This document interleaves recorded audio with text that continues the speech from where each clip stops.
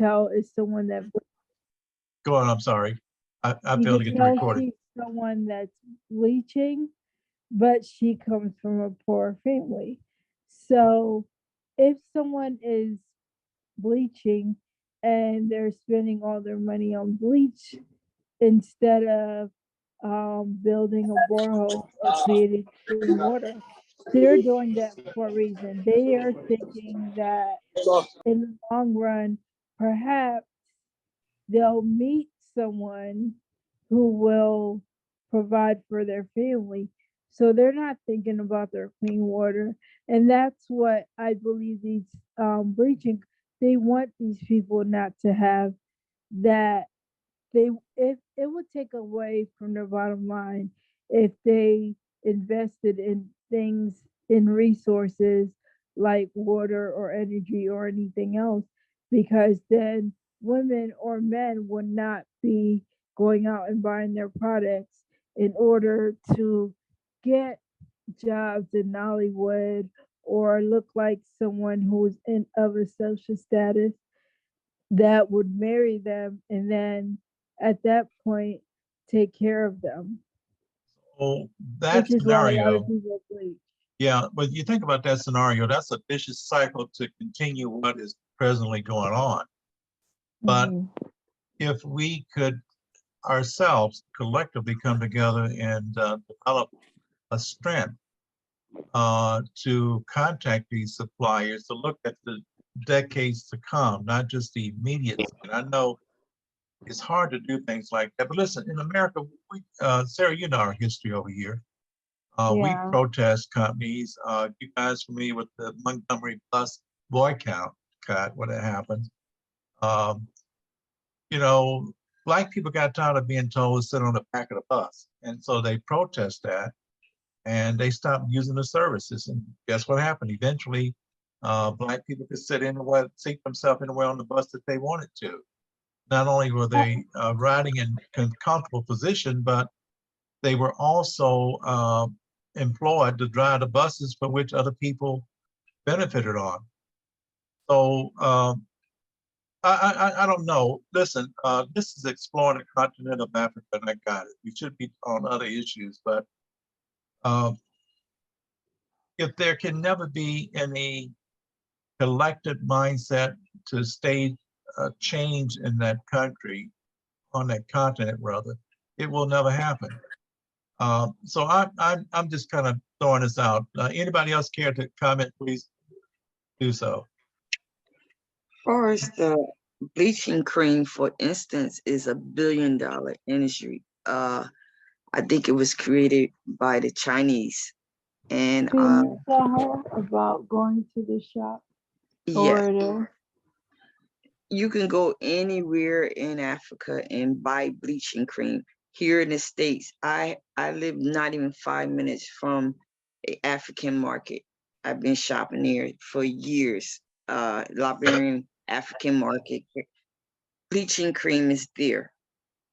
The locals buy the bleaching cream. It is something that they know is harmful to them. They know that it can cause cancer, skin cancer.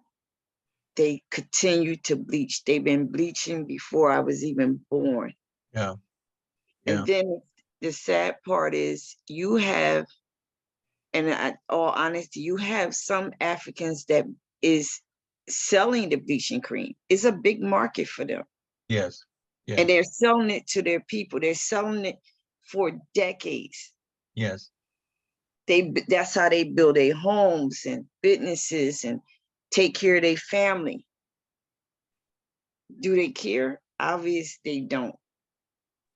They have So, commercials for Yes, it. so billboards.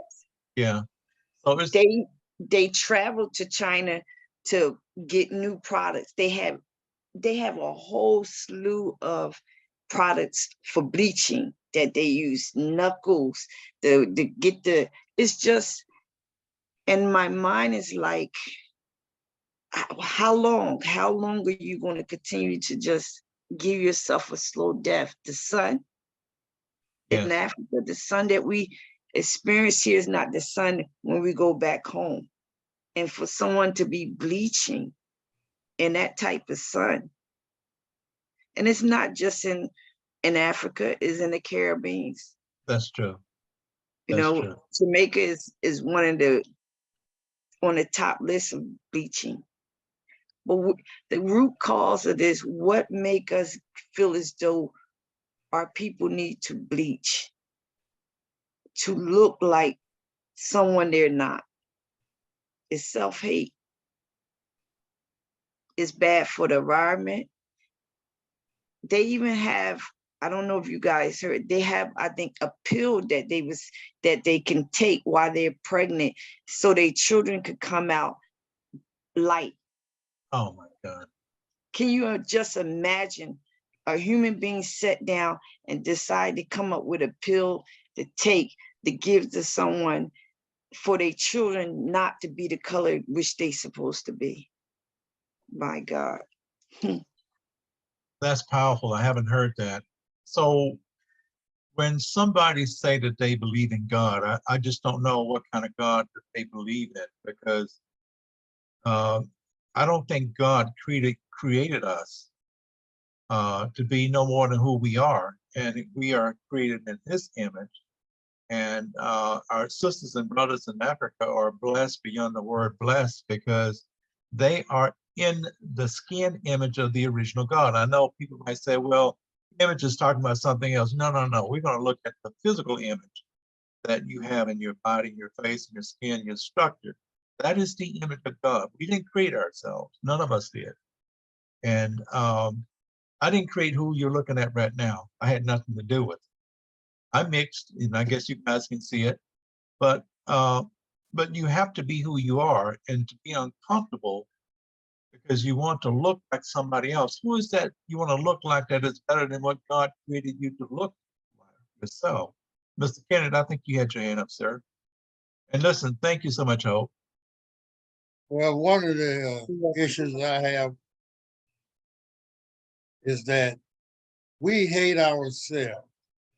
There's nothing we can do to the industry but to stop buying it. But first, we got to fix our own self. We got to fix it in our mind, each individual, that that's not what I want. And I blame the church for a lot, some of this stuff when you talk about people not recognize what God made was perfect, is that the church don't teach that. And that's the only place that majority of us, not me, go to that can get healed. But the topic, when I was going, it was never about the individual. It was about the feel-good message. So if the church were to do its job and teach people that what God made is perfect, and you don't need to try to follow what somebody else looked like, and we need to stop allowing other people to define what is beautiful for us. Integration was a sad thing for us in some cases. Now, speaking from my life experiences, I went through from white to black integrated school. I went through all of that. I've been through all steps that we have transitioned from. I remember Black is Beautiful, civil rights, equal rights, and all of that. But until we set in our own mind that this is not for me, I'm not going to be manipulated by the man. I'm not going to have him dictate to me what is beautiful. Black is beautiful. We are for me, God took his time. He curled my hair. He made it like this. He didn't take and say, you go and have hair like a dog. He said, no, my hair resembles nature. I have a ring in my hair where it grows. It's a pattern. And if you look at nature, it reflects it. But instead, we want to change what the Most High has given us. And it's sad because the problem lies between these two things. It lies in our ear, between our ears. Until we fix this, we're gonna always have that problem. Beautiful comment, sir. Sarah? I think one of the things that people don't realize is your complexion or your color and your biology reflects your where you're supposed to be. For instance, as soon as I came to Africa, I just knew it, when I say Africa, I'm referring to the entire continent, no specific country because I landed in Senegal. I'm Sierra Leonean. I have Guinean and Nigerian family. So I just feel like I belong to Africa. So when I came here, though, with the climate, my skin is dark for a reason. And I see I there was a lady, a person that I know. If you look at her skin, she looks like um she's a pale white person. So you will confuse her. So she showed me pictures of her Samoa. I think it's Semi people that were in Finland, and they looked just like the Native Americans. So I said, you know what? I think your biology has adjusted based on because people were taunting her and saying she can't understand because she's married to an African. She has black children, and no, she can't understand because she has a certain entitlement. What she realizes with her complexion, she does realize, but they say she doesn't know anything because she's not black or she's not indigenous. She said, "My people were indigenous. They were the first people that came." And she actually has pictures of her great greats or whoever, and they had some land in Finland where she is, and she said they look a lot like the indigenous people from America. Beautiful. Now, everyone, So I want to reiterate, we're talking about, can we develop a ground up protest? And it's not a protest, for instance, a way to connect with those companies that are producing these skincare creams and wigs and so forth. Ask them, would they invest into water purification system, which is, as the information I research shows, over 400 kids a day are dying from drinking contaminated water. Uh, will that happen with a first meeting? The answer is quite frankly no. But we're not, listen, we can't stop some of these things. There's just no way to stop that. It'd be foolish to think that. But can those companies that are financially benefiting from these people have the need to look whatever look that they want and pay quite a bit amount of money for it, you think they would be willing to invest some of their profits? By the way, I want to welcome Dr. Means into the meeting this morning. I see you're in, sir. Thank you so much. Lisa as well. And CIA, I'm quite don't know who that name is. But are there any other people in here that's listening what we're talking about and want to comment? uh, I, Please don't fear us. Speak up. Share your comments, please, and your thoughts. I I invited my friend. Her name is Sia, Oh, beautiful. Well, hi, and she's Sierra. in How are the you? UK, so I invited her to the Okay. meeting. I think that's her. Okay, Dr. Cook, any comments from you about this? Or if you might be in other meetings at the same time, and I can understand that.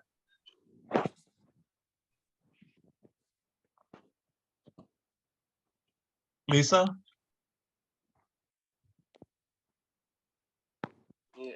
No, I don't have any comments at this time, Mr. Tyrone. You I'm know, just listening. okay, and I know you're up. Mr. Sims, you want to come back again? Yes, Tyrone, I said, until we get our mindset correct, you going to the company's not gonna do any good, because what you gonna do? You can't threaten them because we're not Collective. unified Yes. enough to say, okay, we're gonna boycott you. So my only thing is, what gonna be your weapon Well, yeah, listen, all that is a concept that evolves over time. You couldn't go in, that would be not a logical step to take it, and I gotta get it, that's a great point. But that would have to be where a groundswell concept take place, that it invoked more than just one or two people, but thousands of people to agree to it, because they could perceive the benefit of such action like that could be taken. But let me close my mouth. I got a person I want them to speak up. Brother Means, please. And welcome too, by the way. Good morning. Good morning, Sarah, and good morning, everyone else. I'm glad to be on the call with you today. I found this subject very interesting.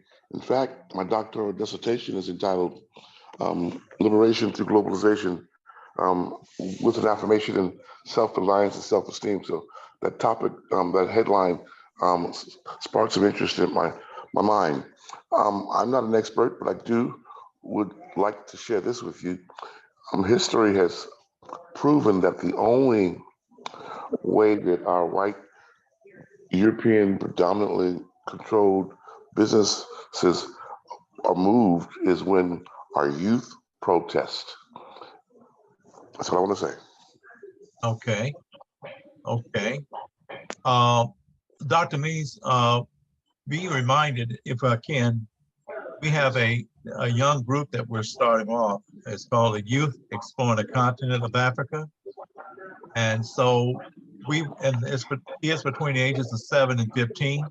So to your point, I understand this is not going to happen unless there's a seed that's planted. And you're right, it is the youth that will make that happen. But anyways, Hope, I think you have your hand up. Yes. Okay. If we're talking, even if we're talking about boycott, and most African Americans do not bleach at all. We don't bleach. So who would we get?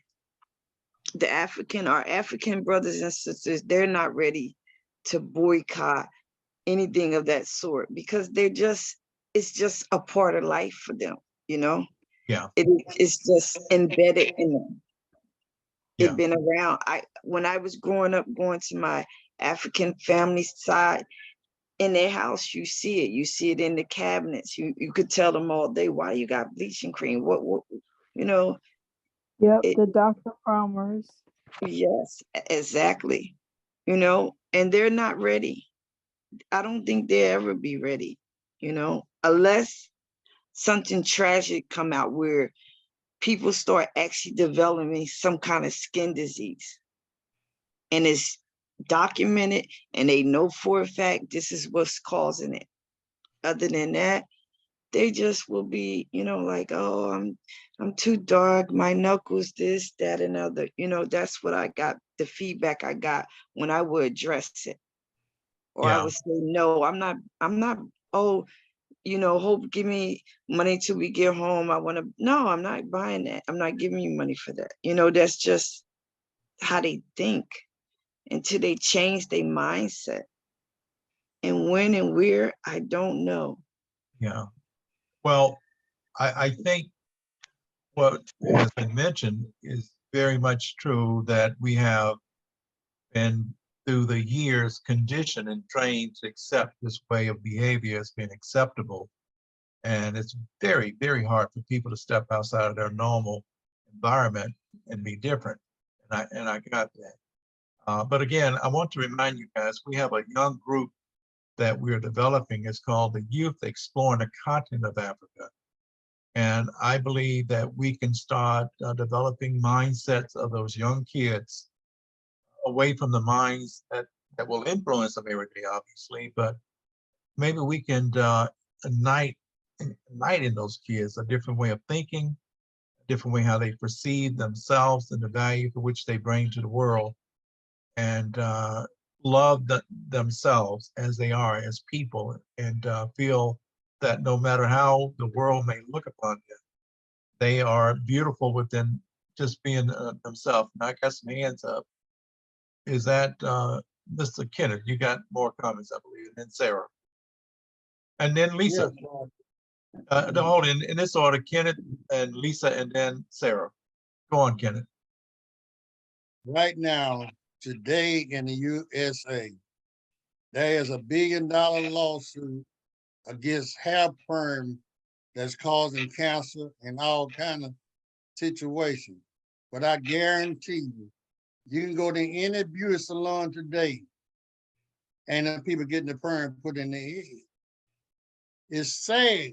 It's really sad that as a race, we want to look like somebody else, and it's killing us. It's killing us.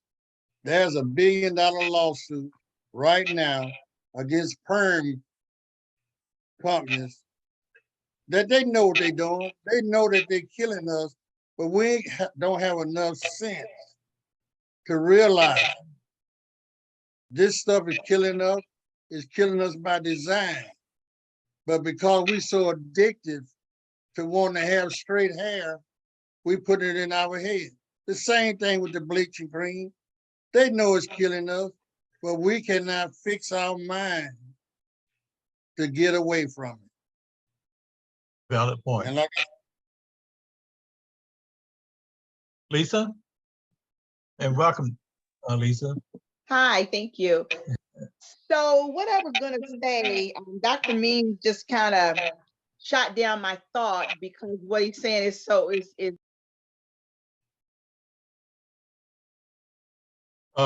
Lisa, for some I'm sure that because we know that bleaching is bad for their health, but there's got to be some medical documentation that speaks to it that could be given and handed out and spoken about and referenced so that people would know that there have been studies done that this is the proof that it's bad. But now just listening to Dr. Means, what he's absolutely right. There's a $1 billion lawsuit out here already. And I'm sure that that if you walk in any beauty salon, people are still getting permed. So what difference would it make if I did some research and I came up with a study or studies that confirm that bleaching, you know, is toxic to our organs, to our health.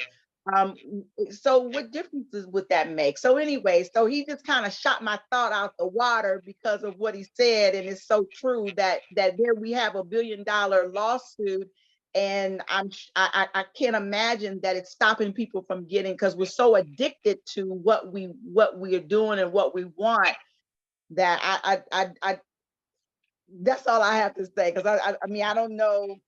It's what I said is that, you know, there's some valid, I'm sure there's some valid information out there, but how do we get the attention of people? How do we say, hey, look. I mean, I don't know how. Maybe at the baby stage, maybe with the babies, maybe it's too late to even try to preach to or talk to people that are adults. That ship is already sailed. Maybe you start, Tyrone, with your younger babies to start to plant the seed of a transition. Thank you. beautiful, Lisa, and thank you so much. And by the way, Lisa, how are you doing? You had back operation going about 3 weeks ago. Yeah, I'm doing well. I had 32 staples that were taken out yesterday, so I don't have that, and I can move a little better. So I'm coming along well. Thank you for asking. So glad to hear you, sweetheart. Thank you for being a supporter.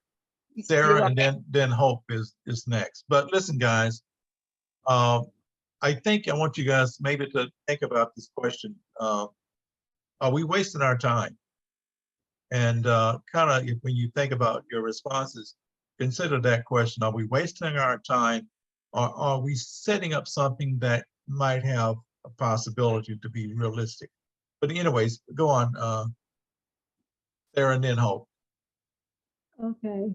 My response is, I think for now, a new generation or people that have already started bleaching, it may be too late, because my husband does a lot of criticizing to those who he knows they bleach, but they'll come up with the excuse like, oh, it's a bathwash that has a little bit of bleach in it, or lightens your colors or makes your color brighter.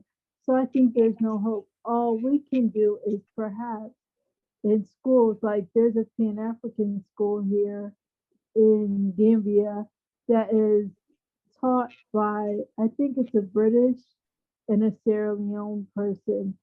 So they teach, they focus on self sufficiency and entrepreneurship because my friend's child goes there.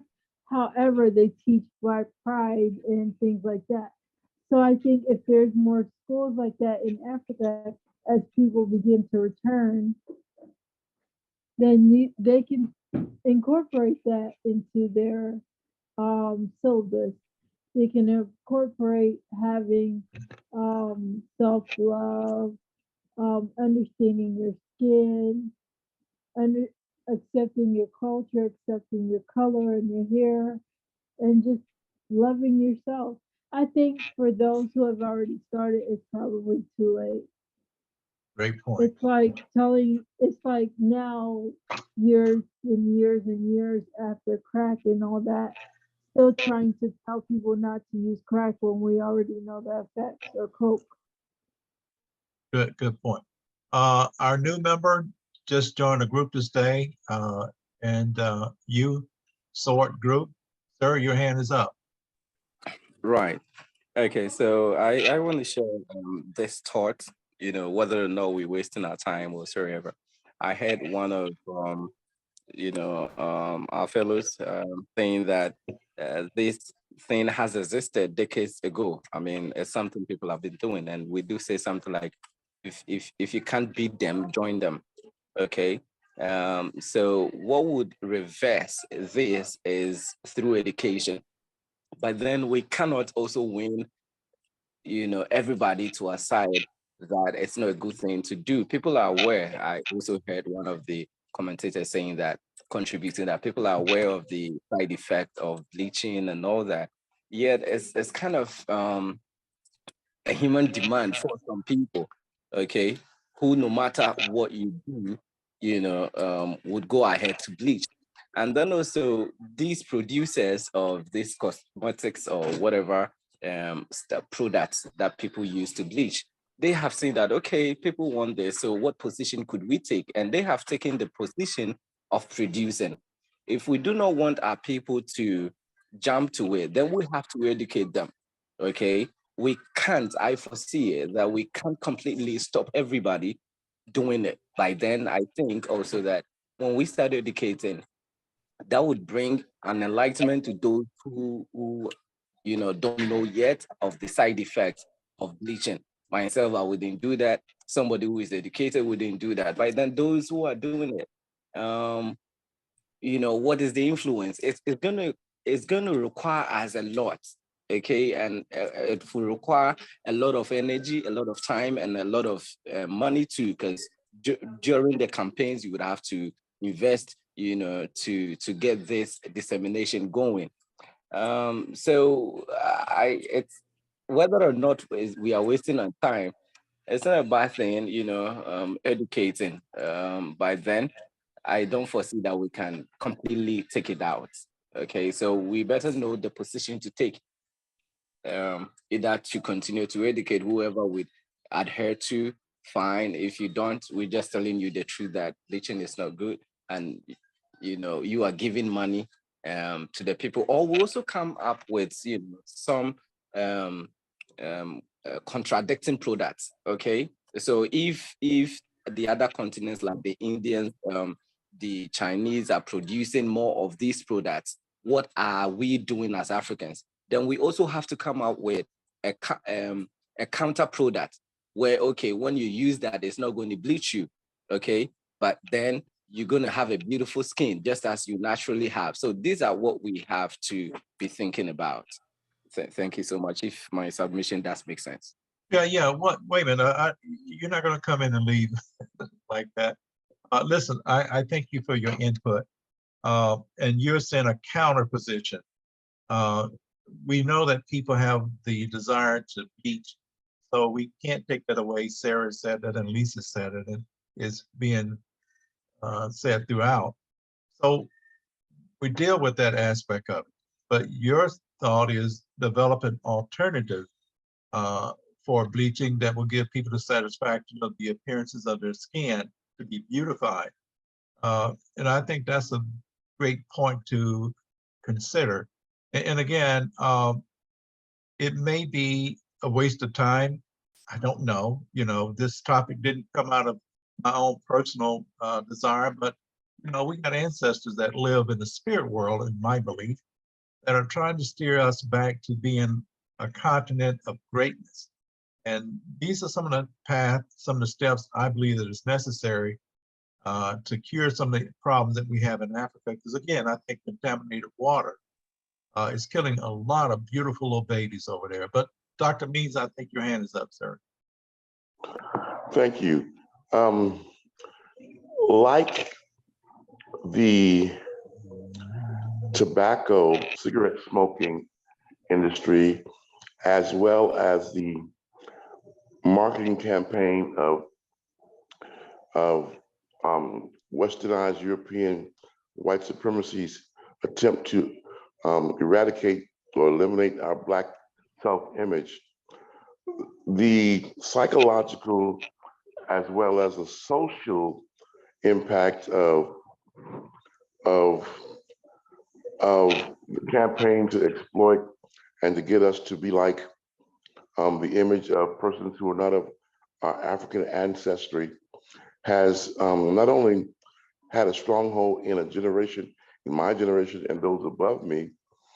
I think of Cab Calloway and his hairstyle, but also it seems as if the bleaching trend has now shifted continents so that there are much younger persons in their 30s and 20s in the continent of Africa, particularly South Africa, in particular, and in Ghana, who have their hair not only weaved, but bleached and weaved to reflect the image of the masses and Hollywood or televised media.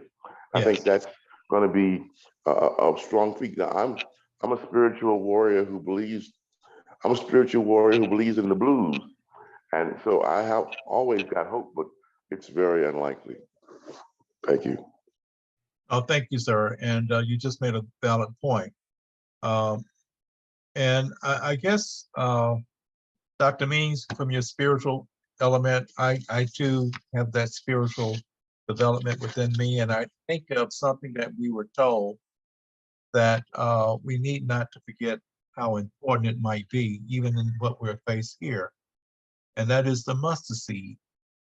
And we were taught if you have the faith of a mustard seed, I don't know if anybody ever held a mustard seed between your fingers, but you can see just how small that mustard seed happens to be. But you're told if you have that kind of faith, then you can move mountains. So you look at the small amount of faith and you look at the huge mountains that might be, and I know it's not the physical mountains, but this might be one of the mountains that that mustard seed can be applied to. But again, we're out in a world of trying to make something relative because of the importance of trying to help young kids over there and other families to intake clean, pure water.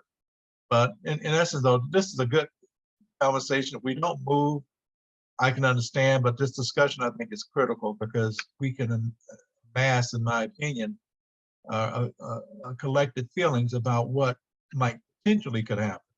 I think you got your hand back up, or you left your hand in place. Did you want to comment again? Oh, no, I think the previous one I did. I don't know how to cancel that though. Okay. And you say you work with over 10,000, or you're connected with over 10,000 people. Yeah, so my diaspora page is Diaspora to Ghana Business Center. You saw Diaspora to Ghana, so we have 2,000 over in there, and then other African diaspora groups too, which I've been invited to join. So whatever thought or whatever education, whatever support is shared among these other platforms. So yes, we connected to a lot number of fellow diasporas. Wonderful. And we have many in our group that I'm sure would love to connect with you, and I'll do my best to help promote you and your efforts, okay? By all means. Sure. Anytime. Mr. Sams, And you had your hand. Go on, sir. I'm sorry. And please, if you will pronounce your name correctly, I don't want to mispronounce your name. And okay. So this is USOT. USOT is the company's name, USOT Group, www.usotgroup.com. But my name is Jude. Jude, okay. I just want to make sure I was correct. Okay. Yeah.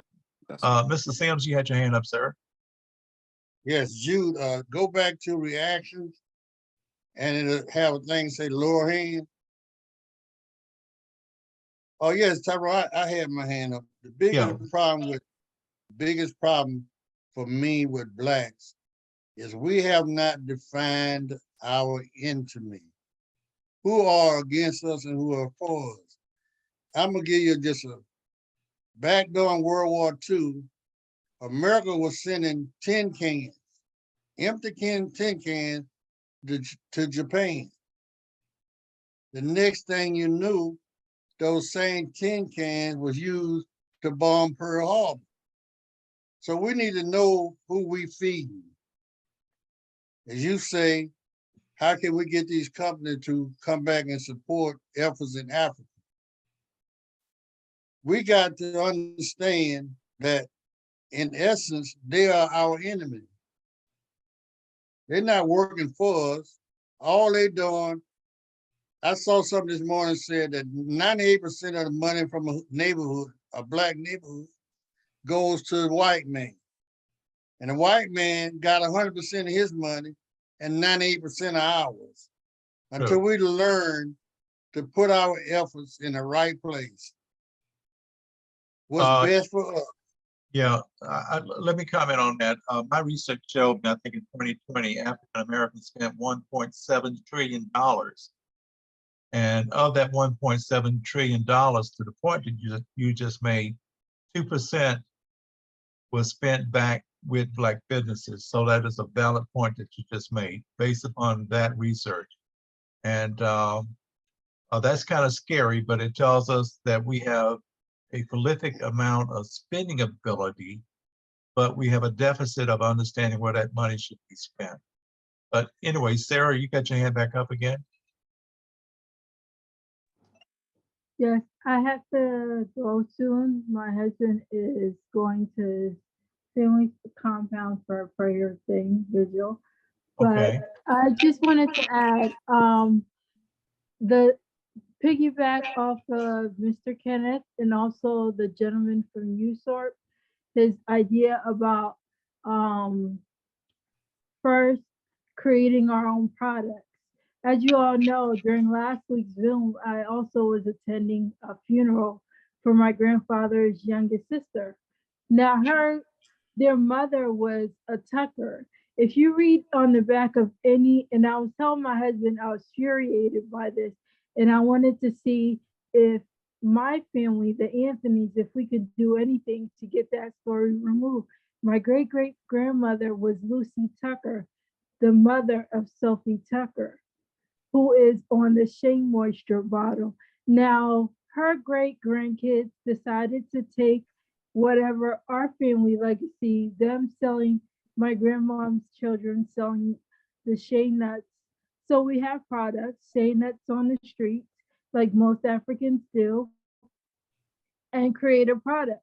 And I supported it because Tuckers are extended family. And then I find out they've sold it to a white billionaire. So I'm infuriated, not because that the white billionaire owned it or that they made money off of it, but our story is still on that bottle. So I'm trying to see if I can work with my cousin, but my husband said it's like pointless to do that. Well, I pray for you and your efforts, and I'll do what I can. You need to talk. I need to talk with you about that because I'm trying to do some things with helping to promote products in America through a concept that it might work. But let's you and I pick this back up at a separate time. Okay. Yeah, so there are products out there that help the dark. Like you look at my skin, my grandmother taught me how to take care of my skin, and I have taught my husband how to take care of his skin. Use hot steam cloths. natural. Instead of putting lotion on his face, he now uses natural things, or he uses like a witch hazel astringent, Okay. and it's working for him. And just drinking a lot of water and eating certain foods, I told him, keeps his skin clear. But I think a lot of people don't have that education. Also, Sierra Leone, Liberia, Nigeria, those are plant-based countries. Yes. So Oh, okay. Well, listen, as I tell you before, you of all the people I met reminds me so much of my great grandmother. And I know you look at me and say, how in the crap could that be? But hey, I'm in America. What no, can I say? I think you showed me her picture before. Yeah, yeah, my great grandmother. You remind me so much of her. Uh, Jude, you got your hand back up, and I thank you, sir. You want to participate again? You have a comment? Jude? Jude, are you still there? You have your hand raised. Okay, so sorry, I think I got myself muted. No, All right, no, so that's okay. yeah, just to add to what my sister just said, you heard me made a statement that if you can't beat them, you join them. Okay. And we don't want to join them. So what do? We have to instigate or institute things that will beat them. The whole world now is running on a political, or on an agenda. Okay, everybody has a reason of doing things, and so they brought in those products, and they had a good response. Okay, that is why it's now a multi-billion USD, and everybody wants to produce it. So if we don't want to lose, our status, if you don't want to lose our culture and our way of keeping our bodies just as originally or naturally we had it, then we as Africans have to be very, very, intentional about this to instigate or institute those things. Okay, set up, in Ghana, we have something we call the black soap, which is made from the cocoa pods. Okay, when you've taken the cocoa beans out, the cover, okay, they burn it, and then the ashes, they add some little things, and that's it. It doesn't bleach, it doesn't, it rather gives you a very healthy and beautiful natural, body. So these are things we can do and be promoting at our various African communities or societies or shops, okay, in there. And also um, um, um, embark on the education. The education is very important. People are sometimes ignorant about some of the effects of certain things they do and stuff. So, but for me on the business side, I would love that we come together and set up these, manufacturing plants or, businesses to produce the art to kind of react to what already is existing, which are the bleaching products. That's the key thing. Not only talking about it, because they are producing it and they are making money. So what can we also do to counter this, but still make some money out of whatever solution we are bringing to the various Africans? Okay, so this is how we should be reasoning. There are certain things it's going to cost and it's going to take a time, to counter. By then, as you are taking those measures, it will still be bringing some good stuff to the society. Once we set up the manufacturing or the processing stuff, it brings employment, to the Africans. It brings about development and stuff. But if we only want to talk about it, we could talk about it, and our powers may not match up to what already exists from these producers, the Indians, the United States, the United Kingdom, from China and all that. Okay. Thank you very much. Listen, no. You're not going to walk away like that. Uh, what I'm right Sarah, there. yeah, what Sarah said and what you're feeding on is an anti-bleaching campaign, right? Alternative to bleaching. The facts are stated out there. The facts are known that bleaching can result in cancer.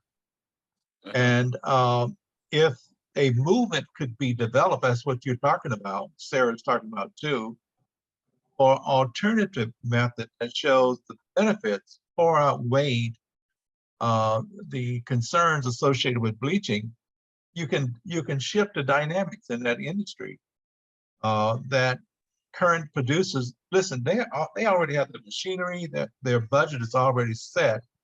produce more of those creams. That's already in place. But if a successful anti-bleaching concept could be put in place, next about 2 or 3 years, nobody's going to say anything about it. But when you get into the 30 and 40% share of a market product, that you got 30% share of their market, they're gonna ask, who is this? What's going on? Why are our sales down so bad? Wouldn't be no protest on our part, as I originally discussed. It would be that we would shift the dynamics of the market away from and to.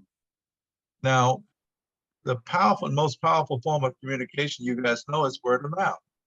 And somebody who start using the product that could be developed, that would help to create new industries on the continent of Africa, the money would be within the families of Africans, okay?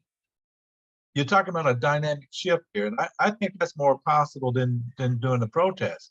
But we're open for discussion. I think this is great. But Sarah, your hand is up. And Yeah.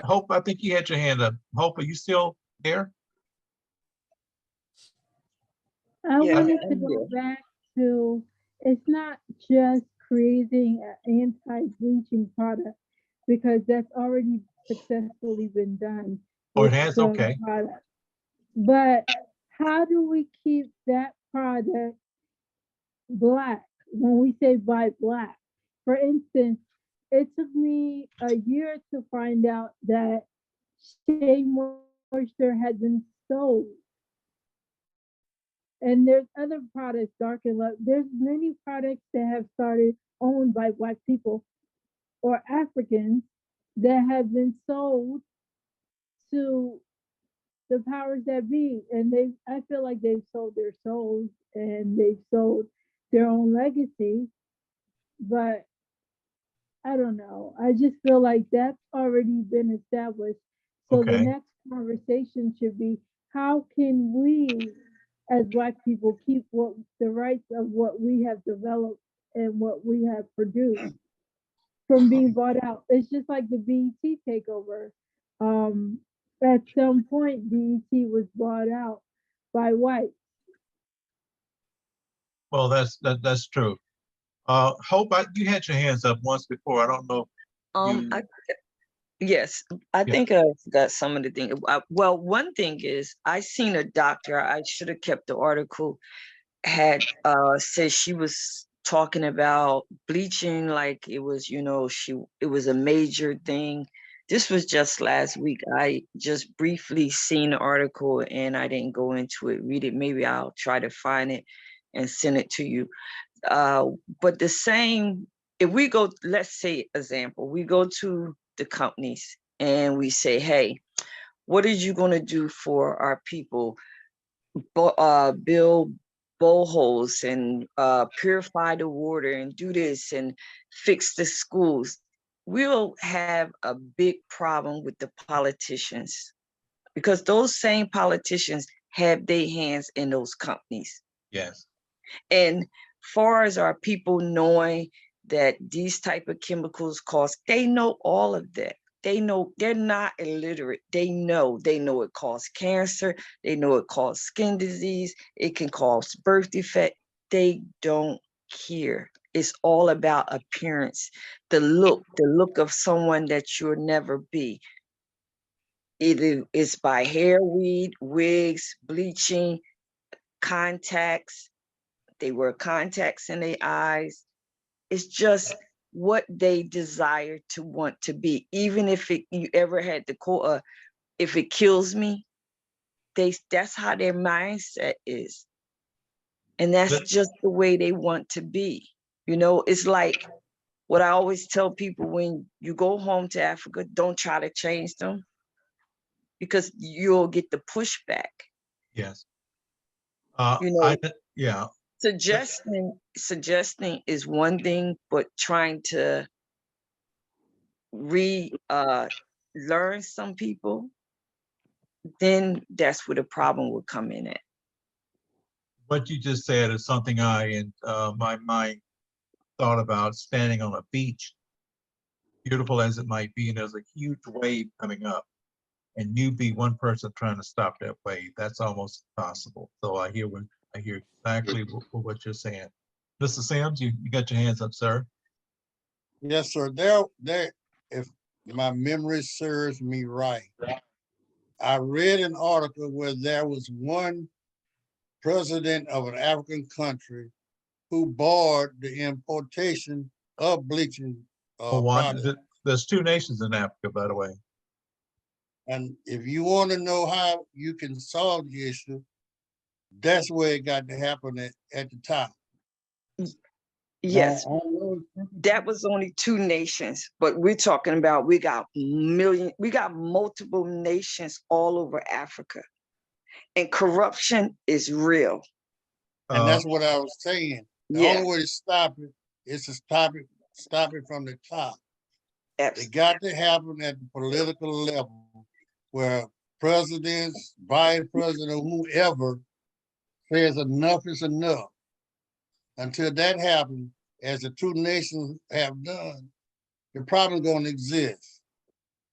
In Nigeria, Kenny, in Nigeria, the 180 million population, as that nation happened to be at the time I read the research, 77% of Nigerians bleach their skin. 77%. I go against 77% of 180 million people that's sold and convinced that bleaching is a way of life. So it's really a tall order to deal with. But it kind of reminds me of the immigration problem we have in America. Is people coming across the border illegally, but nothing ever happens to the companies until we establish laws and put them in place where they work. The same thing for Africa. Until the upper level of government decides that we're not going to allow the importation of these products. And when they find people who are illegally doing it, they got to be penalized. yeah, and I think Hope kind of laid into that issue that those officials in the government have people that walk in their offices with a suitcase load of money and say, hey, keep quiet about this. Can I tell you that that actually happens, that I've seen it? No, I can't tell you that. But we know. What needs to happen, take the illegal money and put it into making whales and start putting it in their pocket. That's Africa is a very complex continent, as I've learned. And the good of some people, the goodwill that some people have in their heart to help other people don't last over there on that continent. Gaddafi, for instance, had one of the most beautiful concepts if it would have been accepted. And I know he was a dictator and all those other kind of bad attributes. I got all of that kind of stuff. But what he was trying to do, if he had succeeded, Africa, the continent would be the most powerful continent on the earth today. That's why he was probably taken out. So it's very complex over there in that country. Leaderships, their current leaders, where the outside world has great influence on the continent of Africa. Kenny, that post that you sent about, what is that, cobalt? That product is being heavily mined in Africa that they use, and I might be mispronouncing the element, but it's used by the telephone industries. Huge truckload of that stuff is dug out each and every day, and major industries are making billions of dollars off of that, while our sisters and brothers in Africa are still being paid the same wages they were paid 20 years ago. And again, we're talking about climate change. This is part of the discussion, and we have to address the possibility of climate change. Is Africa ready for climate change? Because it's something that involves an action. And it involved the people on the continent to be willing to understand the value of the action, the change, the shift how the climate has been on that continent for centuries. I'm over in America because of that climate that exists. You're in America, Kenny, and Dr. Cook and Dr. Means and other ones who are from living in America. We all are part of what happened to our climate as descendants of that continent. But I don't know if the continent is ready or prepared to make a move, a bold move to change from where we are today to where it can potentially be in the future. I don't know. It's pretty hard, pretty complicated. Dr. Cook, you don't have anything to say? I'm kind of surprised you haven't said anything, madam. Putting you on the spot. I'm on this meeting and I'm on another one as well. So I I'm thought so. listening. I'm I thought so. listening and taking in everything that you're saying. Okay, thank you. And I thought that you were, and I thank you for your presence too. Lisa, do you have anything to say? Any comments? I really like the idea of a anti bleaching campaign. I really like that. So I would love if we could explore that further, that idea. Okay. And I think Sarah said that may have been a path that somebody else has gone down, but we'll certainly keep open the idea. So guys, if you don't get it, I'm getting ready to move to a conclusion of the meeting today. Mr. First Timer, Jude, you got any comments to make? And by the way, you are very much appreciated. Oh, that's fine. I think let me appreciate you all for joining you today, and every suggestion and comment that came from each one of us is very positive. Like I've said, people do things based on agenda. I mean, it's not only trying to change their color. They really took away a lot from us. We call it the brainwashing, just as those of us here in Africa and then our fathers and brothers of you were taken away from us, over 400 years ago. They fed they fed you negatively about Africa, and then even they were able to feed us negatively about those of you out there who are our sisters, our fathers and mothers. So it will be very intentional on our side, okay, to also come up with something, start planting, things that would repel or reverse, all these things. Bleaching, and what is it? I mean, you are giving birth with a complexion and you say you're not okay with it, you want someone else. So you can see that politically it's serving an agenda. Okay, so the campaign, yes, I think that is the less cost, or expensive thing we could embark on, all of us sharing, the effect of it. And then I know we may have one or two people who would be ready to listen. Those who wouldn't, I mean, they enjoy it. It's just like, and again, most governments are not having the political will to do, because it generates a sort of revenue for them. Because talk of tobacco or whatever, they tell you, oh, it's not good for your health. Okay, if it is not good for my health, why do you bring them to the country? Do you get it? They are aware, they know the effect, but they put tax on them to generate revenue for the running of the country. So they won't stop it, they will bring it. So it is up for you, the individual, to take a decision or a stand that once this is negative for me, I then not endeavor to kind of patronize, okay? And for whatever societal pressure, such as, say, trying to gain competitive advantage as a female or a male, or so you can attract your fellow female or male. I don't know what that is. That, okay, once you fair, I mean, you are very competitive in the market of keeping a relationship with men or women. I don't see the base for that. So a lot of education and then campaign calling on the minds of these producers that they are causing more harm to our people than anything. They won't listen. That's what I know, because that is what brings them money, and it is bringing them the multi-billion USD. So they won't hear us up. So I think the focus will be more educating our very people that there is an effect, patronizing or taking those products to your very self. Okay. Okay. Very Don't good. harm yourself. Okay, very good. Yeah. Look, I could step away. Anybody you want to share your parting shots, and we're going to conclude the meeting, please welcome yourself to do so. And I'm going to step away for just a moment.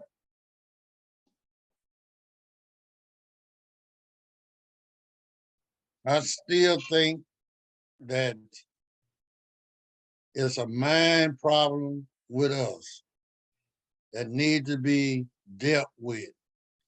It's so many issues that we have to face that we bring upon ourselves. Until we're able to address it, if it's one-on-one, if you change one, you're done great.